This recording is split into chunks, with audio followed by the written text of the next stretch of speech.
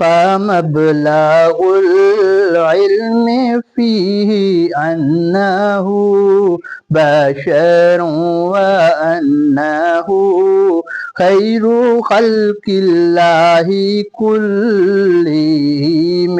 فإنه شمس فضل هم كواكبها يظهرن أنوارها في الناس